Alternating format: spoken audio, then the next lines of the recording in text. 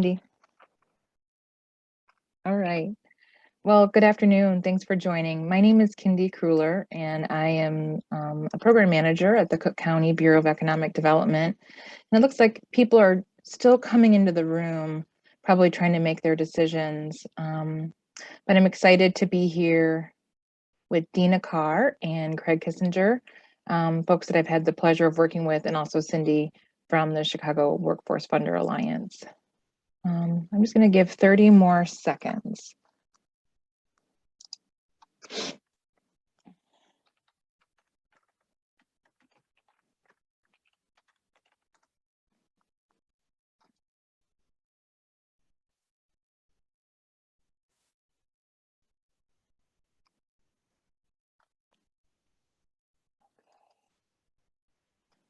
All right. We have 12 folks. What do you think, Cindy? Should we start? Go for it. And welcome everyone again. Welcome. Well, yes, welcome. My name is Kindy, and I'm here to just facilitate the conversation and guide us through our discussion around talent solutions. I'm really excited to both introduce the panelists that we have today, some of the tools that we've been developing collectively, and also just have a discussion around the future of workforce talent sourcing, and just to get ideas that you might have, answer questions. And so with that, I'd like to just start off with introducing Dina Carr. She's the Community Engagement Manager at for Diversity, Equity, and Inclusion at the Federal Reserve Bank of Chicago. And then our other panelist is Craig Kissinger. He's the Director of Human Resources at National Tube and Supply. So today we're just going to have two quick panels, and then just open it up for discussion. I prepped some questions for Dina and Craig, but I encourage everyone to use the chat feature, raise your hand, all of those controls. Hopefully everyone are Zoom experts, but all of those controls are at the bottom. We don't really have time to do introductions today, but if you do ask a question, if you can just give your name and organization, it would just be helpful so we can have just a bit of networking that's going to happen as well. Sound okay? Great. With that, Dina, I'm going to turn it over to you first. Am I running your slides today, or are you? Got them. I'm good. Thank you, Kindy. You're good. Okay, great. Yes. Hi, everyone. Thank you. I'm Dina Carr. I work at the Federal Reserve Bank of Chicago, as was stated. Thank you again to the Corporate Coalition and the Chicago Workforce Funder Alliance and Kindy and really all of you for being here today. I see some friendly faces on the line. So if there is an audience participation session, I might be calling on some of you to help out. It's great to be here. As Kindy said, I work at the Fed, but my team and I also play sort of a dual role. We wear a couple different hats, as I'm sure many of you do as well. We also help to support the financial services pipeline, which is the FSP, which is why we are here. And I have a brief presentation. I'm going to try and, still keep it kind of informal, but there's some great information here to kind of explain to you what the FSP is and how it all got started. At a very high level, FSP is a collective. Many times when I'm explaining it, it's almost like the way an association functions. So it's a group of about 21 financial service organizations that have been together for almost about 8 years now, that got together with the goal of increasing diversity, equity, and inclusion in the local financial services sector. And so I'll just give very brief background. So some of our leaders that I'll highlight later got together in late 2013, early 2014 to say that none of them felt like they were making progress as far as representation. They did extensive research and found that of all the underrepresented groups, Blacks and Latinx employees were the least represented in the local and collective financial services sector, meaning that they were not represented at any level. And so they set out to join together and felt that together they could make more progress collectively than any of them were making individually. And so you can see a brief timeline here. So we got all these different organizations on board. There have been different types of research that have been done, lots of different programs and initiatives. We won't have time for all of them, but We've done different refreshes through the years as we've assessed and tried to see what's going to be the most successful for a unique collective like this. And then just this year, we launched a new program in collaboration with the consultant Korn Ferry. It's a high potential development program, and it's exclusively for Black and Latinx employees who work at our member firms. So I'll get into some of that a little bit later. This is essentially what the FSP is. Initially, it was just created to focus on representation. And then throughout the years, we've sort of broadened the mission a little bit. And so when we say, improving cultural competency, so we know representation is very important, but we also know that the experience of those employees is equally important. So we really broadened the mission of FSP so that all the firms are focused on not just what do the numbers show, but also what is the experience of the employees? Do they feel like they're at inclusive organizations? Are they being promoted? Are they succeeding? Are they succeeding at their firms? What is the attrition rate, et cetera? This is just a little more. So when folks ask, okay, well, what does FSP actually do? What does it provide to the firms? We talk about best practices, thought leaders, innovative programs. We also talk about how we can address, again, these kind of structural and systemic issues collectively. Market research and data is huge. We have worked with firms such as, I mentioned Korn Ferry, but also Mercer has been a very trusted partner of ours over the years, doing short-term and long-term studies to look at representation at all the different firms, doing some really deep and long-term studies to understand where are the gaps, where are minorities falling out of our talent pipelines, how can we work on these issues, how have things changed over time, et cetera. And of course, I can't even overestimate how important this is. I mean, having those peer-to-peer connections, sharing and networking at the executive level, and also having folks all throughout the firm, so managers, directors, vice presidents, being able to connect with each other at a whole different slew of financial service firms. So this is the list of member firms. So you'll see, of course, Chicago Community Trust over here on the left is really the only partner here that doesn't fall into financial service institution. There are large partners such as Wintrust and US Bank and Discover. And then there are smaller groups, for example, the Federal Reserve, where I work, SIBO. Some of these groups are, 500, 1,000 full-time employees, and that's fine as long as they, commit to being part of this. There are membership fees. These are the whole list of firms who participate. And this is the structure. We know this is pretty unique. It's taken us a long time to form this partnership, and like any collective or association, there are challenges. I think, for us, making sure we have really strong governance policies in place and that we get buy-in from the very top, that's key to our success. So we have a whole CEO of leadership council members, which is essentially CEOs or C-suite members who work at those firms. And the FSP itself is led by these 3 CEO co-chairs. So the Illinois State Treasurer, Helene Gale, of course, president of the trust, and John Rogers from Area Investments. We have a steering committee. I see Carl Davis on the line. He sits on our steering committee. And honestly, this is where the magic happens. We have, I would say, folks that are in higher levels of their organization coming together on a monthly basis to talk about FSP, discuss what our initiatives are, and really make sure that things are running smoothly. They define the projects and help create the vision and strategy for what we're doing. And then, of course, as you all know, you need the bodies on the ground. You need people who are the doers. We have support from folks like Cindy, myself, a couple of folks on my team, and FSP actually brought on a part-time project manager, and she's centralized through FSP. She is paid directly through FSP.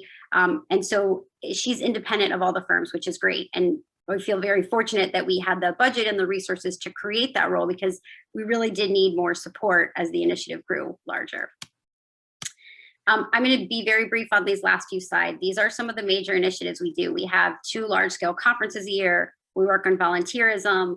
We have this new Korn Ferry initiative that I mentioned, ongoing research, which is so critical.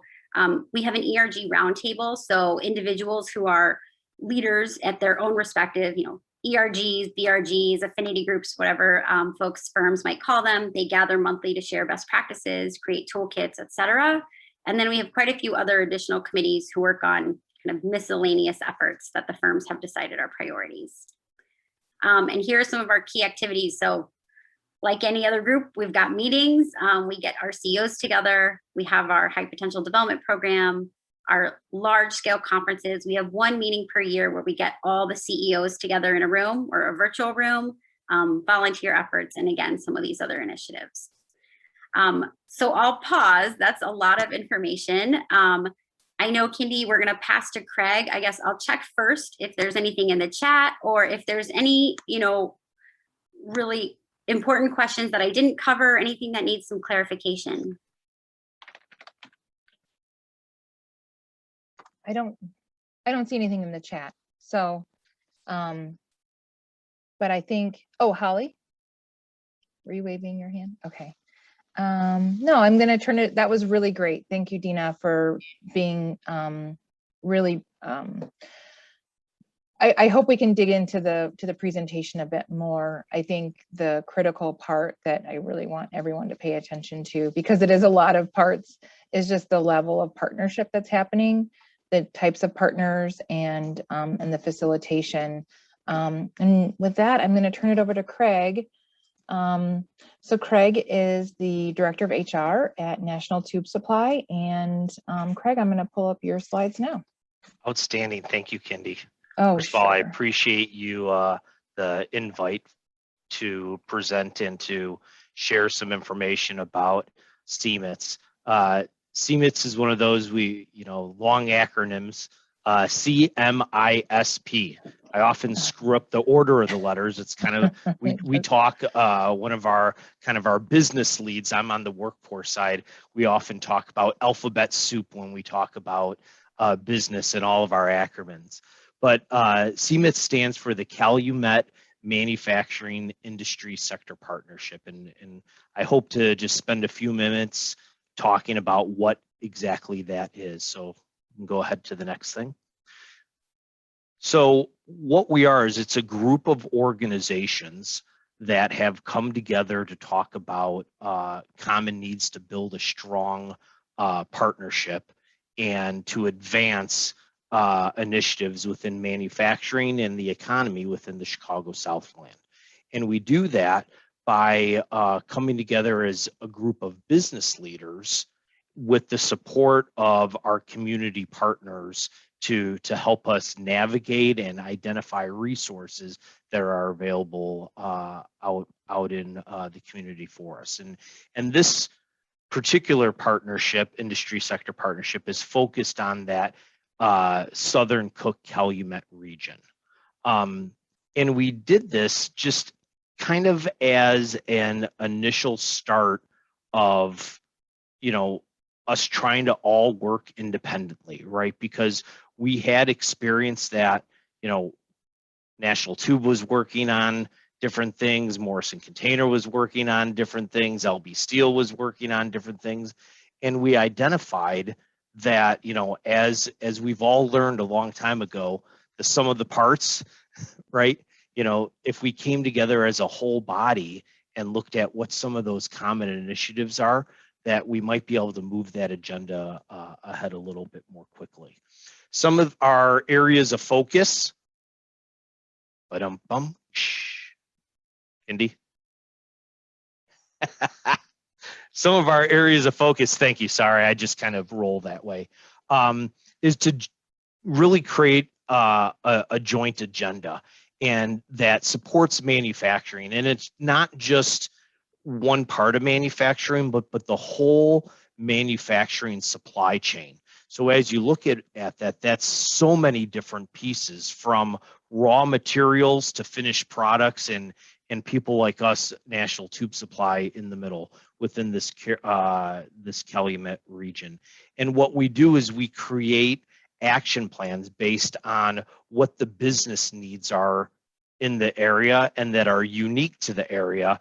And community partners, both public and private, are there to help us identify what solutions are available to the businesses to advance those initiatives. And many times, they may peel off to individual organizations, but there's a lot of shared learning and education that really advances what what maybe we knew as an individual organization.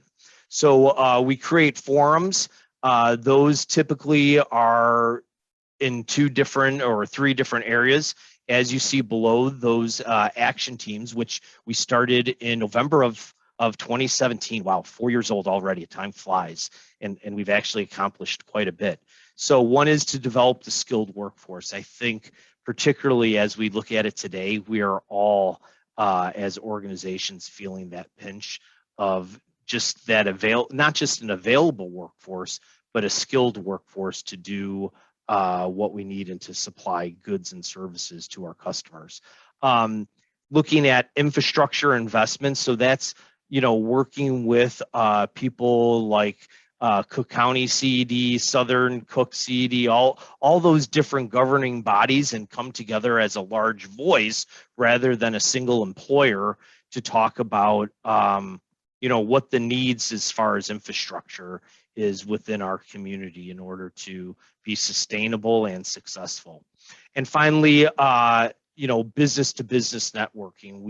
We've had a lot of opportunity to leverage these relationships, both on the workforce side, but particularly on the business to business side, as we look at that supply chain, and maybe even not create business development or new business out of those relationships, but be able to share best practices or who else within our particular sector or industry we can help out a fellow business person in the area, right, based on our individual experiences. So this all came about from, again, this group of 25 companies in the Southern Cook area. Those include Holland, Alpha Products, LB Steel, Whiting, Morrison Container, NTS, Anderson Fitting. You can see them on the screen, Argas Glass. And this is part of what's called a next gen sector partnership, right? So, you know, as I mentioned in the beginning, oftentimes, you know, these organizations start, you know, get their start because I'm seeking services individually and I get educated. And then I go and I talk to a neighbor business and they're like, oh, well, can you have them come visit me, right? So then they go visit that company.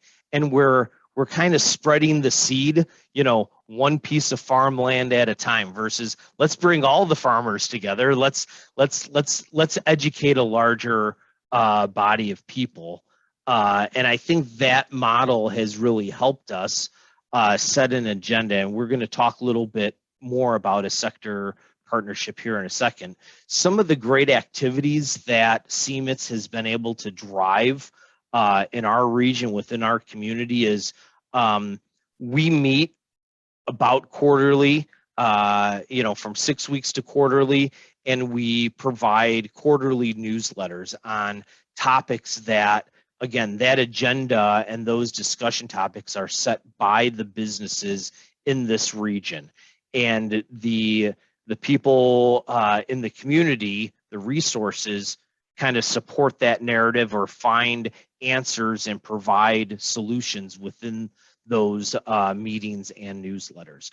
We have roundtable discussions that are very timely. We've had discussions about PPE and how to find PPE early on in the pandemic, and we shared resources of, hey, where are you getting face masks, or where are you getting gloves, or even wipes, or the beloved and treasured toilet paper, right? I know I talked to a business that they had an abundance for some reason and brought it down to a fellow business, you know, as a result of, you know, sharing resources.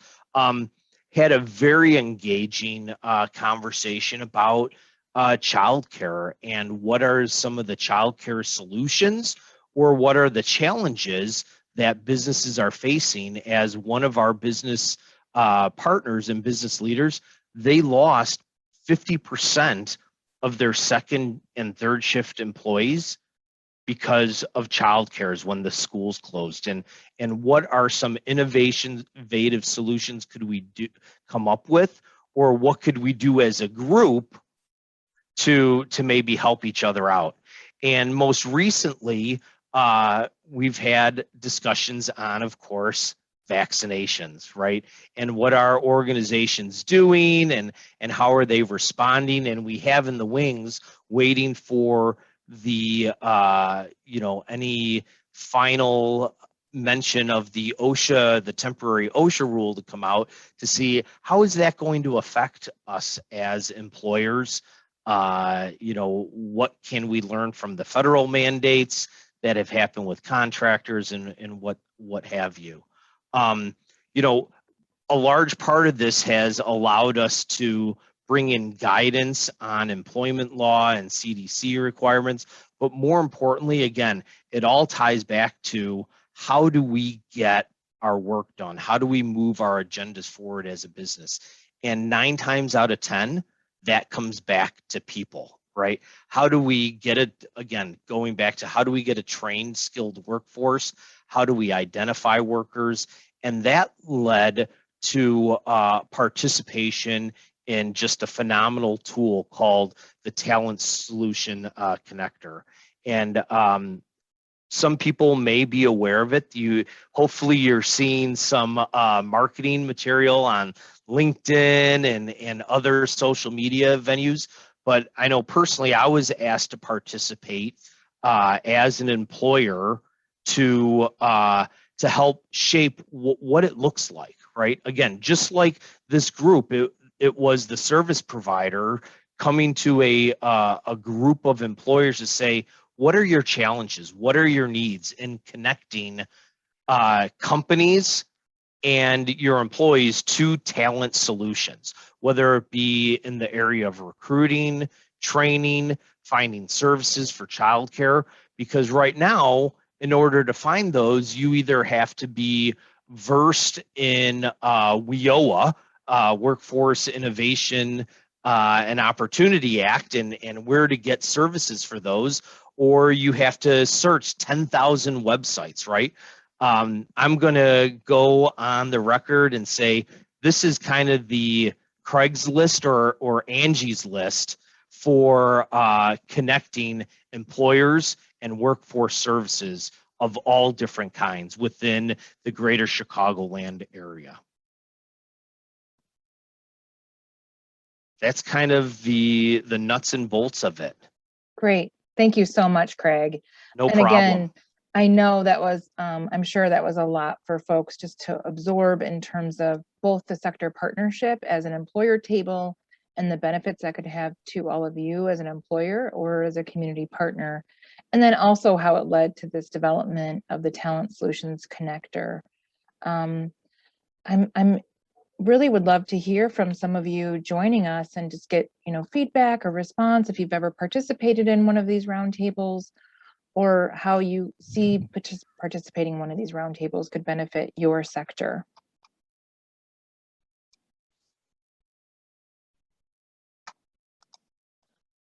So Dina, I'm going to go to you and just say, what was it like, starting this FSP, and what was the response from your, your groups and businesses to get them to join?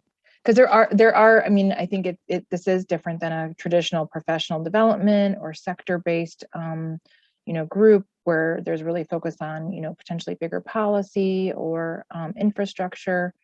Can you talk a little bit about what those first kind of initial conversations were, and any convincing you had to do? Sure.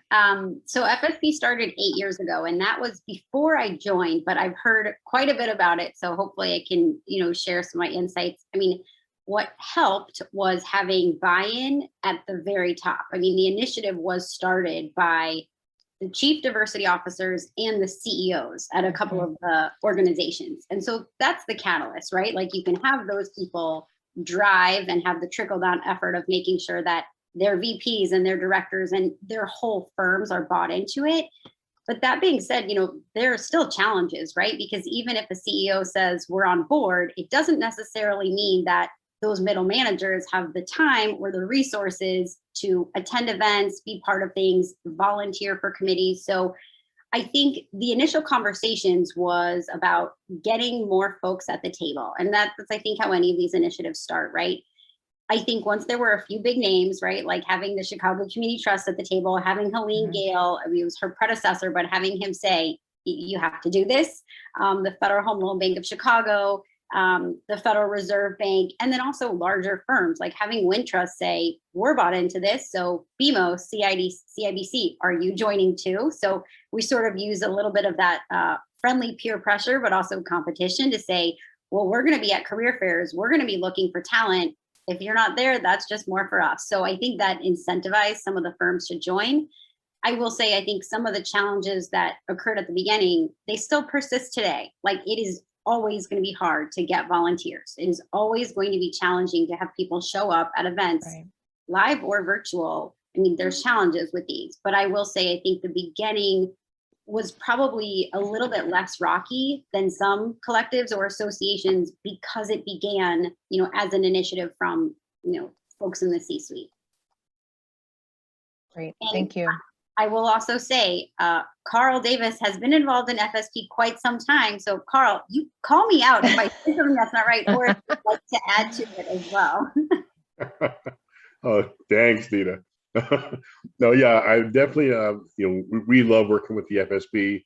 Our CEO takes part in it, but something really key that Dina mentioned was, it does have to start at the very top, to get that buy-in, but that doesn't mean that it's over. Once our CEO bought into, even with the DE&I, so I'm the Chief Diversity Officer and the head of corporate recruitment for the firm, I still have to continue to meet with the middle managers and the managing directors and SVPs and that sort of thing. We're currently rolling out a firm-wide mandatory unconscious bias training that the Korn Ferry will be doing for us. And so it's getting everyone, making sure that everyone's attending, all the business heads, their key leaders, their people managers, and then all the individual contributors. I mean, it's a heavy lift, but certainly if you don't have the buy-in of your CEOs, then it makes it so much heavier to do. Great, thank you, Carl. I appreciate that.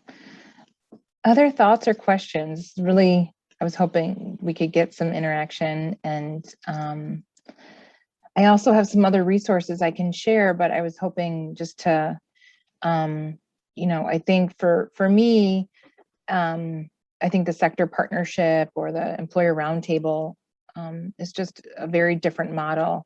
But as Craig stated, I think just learning together and, really having a single voice to some of our, service providers has created the opportunity to build tools like the Talent Solutions Connector. And now we have a group of all of the employer roundtable leaders that come together.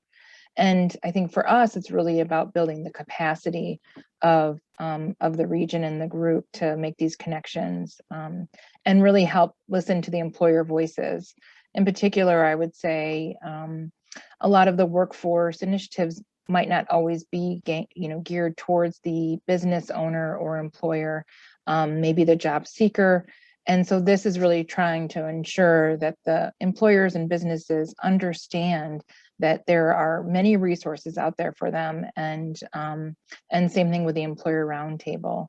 So I was going to say that's really the big Yeah. shift. And when we talk about that next gen, right, the next generation of how we partner together is, oftentimes it's the service providers, again, that are going out. They have business service reps are saying, what's your need? What's your need on an individual basis versus, the businesses step forward. I loved both Dina's and Carl's comments about the top-down approach, right? And that's true, except when we're talking about linking together governmental, private, and public resources to support the business community, right?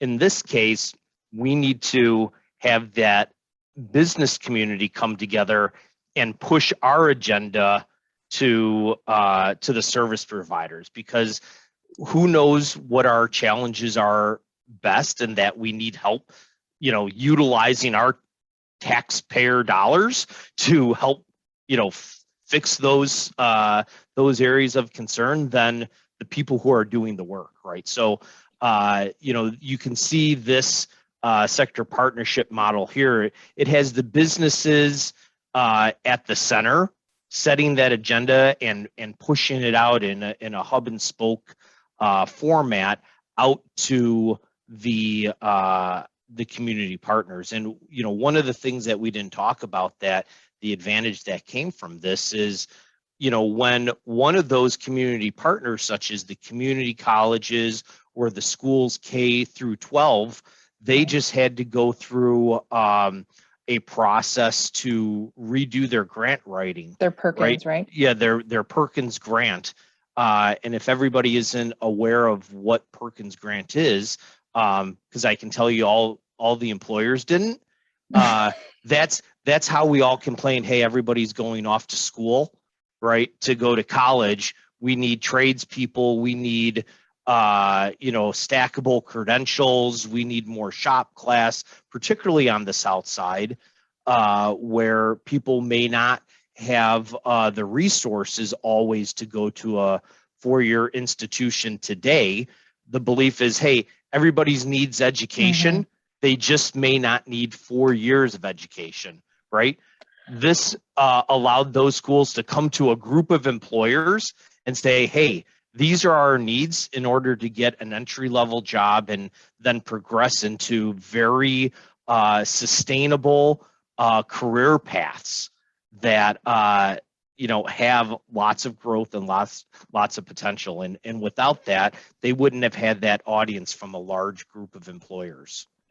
And I can share. So my role is as the facilitator for CMISP, and that's how I've gotten to know Craig and the folks through employer-led tables. And from where we sit as Cook County, we also have a table in which we're at that has employers, workforce partners, universities, and community colleges. And so for us to create opportunities for federal grants is really, really rich. So CAIC, the Calumet Area Industrial Council, for example, got a $7 million grant from DOL last year for workforce training and used CMIS as a platform. So that's just one quick example on how, again, there's the opportunity to create efficiencies. So thank you, everyone. So Cindy's putting a lot of great resources in the chat for us. Thank you, Cindy. I encourage you to check those out. And any other questions or comments, we're going to get just a 2-minute warning here in a minute. Stella? So I do see in the chat that Stella put in there about that she connects talent, right? Yeah. That's a great opportunity, that if you are not aware of the talent solution connector, the whole point of that is to identify, solutions like you're presenting, Stella, that as an employer, it doesn't matter if you're as large as the Federal Reserve or as small as that mom and pop shop, you might have that need, that there's this tool out there that you can use a search and would have vendors like yourself. So it's an ongoing process that, we're always looking for qualified providers, solution providers like yourself, that if you're not aware of that, get in contact with us, because we'd love to connect you on the provider side. Awesome. Thank you for that. So our demographic that we serve are traditionally MBA candidates. So specifically, strategy, marketing, finance, those types of roles, and somewhat experienced, not traditionally entry level. And so my question is to Dina or Carl as well, since he's also a part of FSP. I'd love to just kind of understand how the organization has set priorities in terms of, tangible like metrics, is increasing the number of Black, Latinx, and if it's just Black and Latinx or if it's also Indigenous candidates in the pipeline, what some of those KPIs look like, and some of the strategies that you guys might be employing to achieve those goals. Well, in 30 seconds, I'll give you as much information as I can. You know, I think what we always make clear about FSP is that while we are the convener of the group, all of those firms have to have their own strategies and metrics in place. Because think about, you know, and I work in DEI, our strategies are so unique to our firm, our industry, federal guidelines. I mean, every firm has their own metrics. However, what FSP is trying to do is look at the entire landscape. And so we rely on our consultants to help with that. We did a 5-year study. It is free and available to everyone if you go to the FSP website to talk about changes that were made locally in Chicago. Spoiler alert, no changes made at the executive level for Black and Latinx talent, but lots of solid changes over the last 5 years made at the mid-level manager level for representation alone. Thank you. Thank you. Thank you, everyone. Yeah.